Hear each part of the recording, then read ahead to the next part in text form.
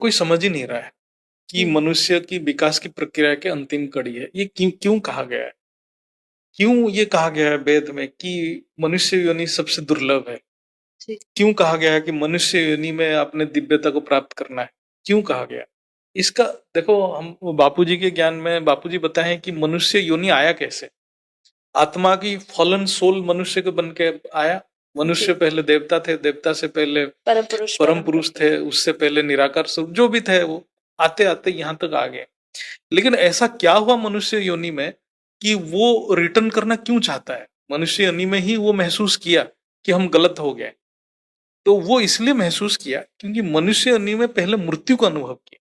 पहले कभी वो हायर डायमेंशन में मृत्यु का अनुभव नहीं कर पा रहा। मतलब और जितनी भी लोअर डायमेंशंस की है, जैसे दूसरे पशु पक्षी, वो तो मनुष्य से और भी गिरे हुए वो गिरे हुए हैं, लेकिन उनको मृत्यु का अनुभव, मतलब होती तो उनकी भी मृत्यु है, पर उनको ऐसा अनुभव नहीं रहता। उनको वो कष्ट महसूस नहीं होता होगा। एक पशु मरता होगा, वो इतना कष्ट नहीं महसूस करता होगा जितना मनुष्य करता होगा।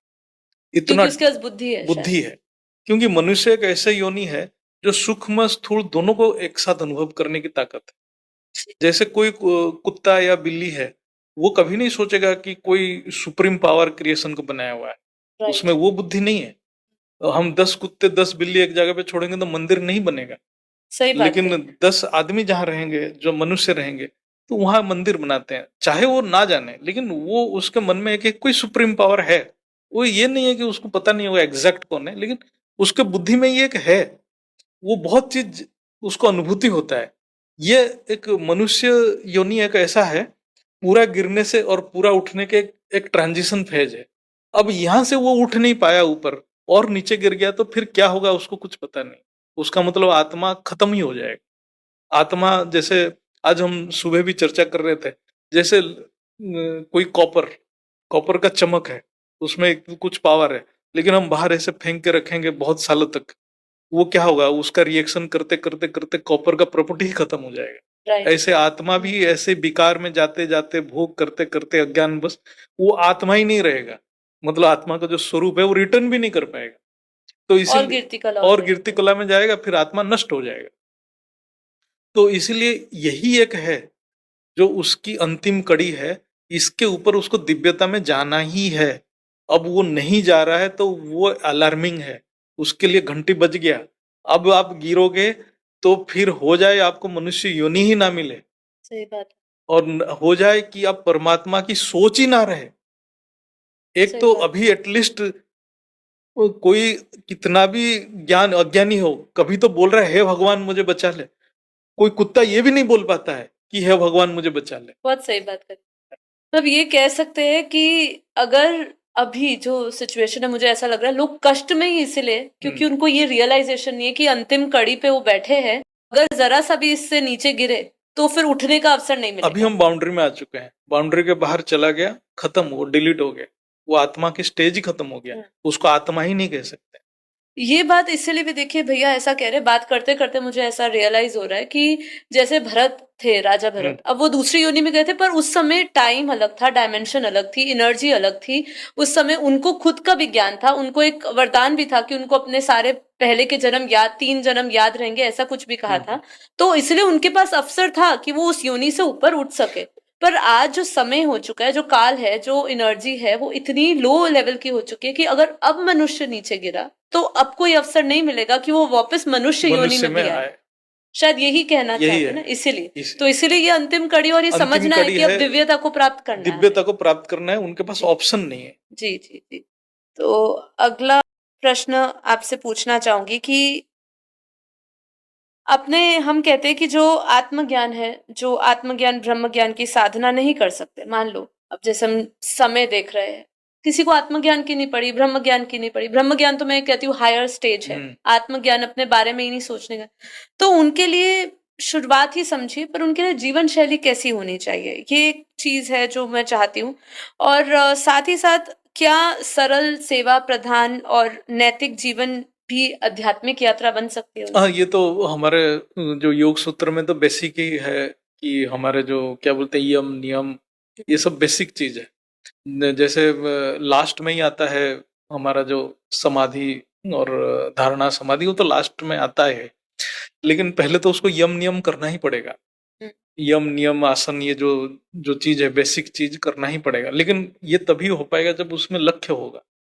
जब वो लक्ष्य से ही भ्रष्ट हो चुका है, उसको ज्ञान ही नहीं है कि उसका लक्ष्य क्या है, वो तो दुनिया में फंसा पड़ा है, जब उसका हर बुद्धि दुनिया के अंदर फंसा पड़ा है, तो वो इसको कैसे करे।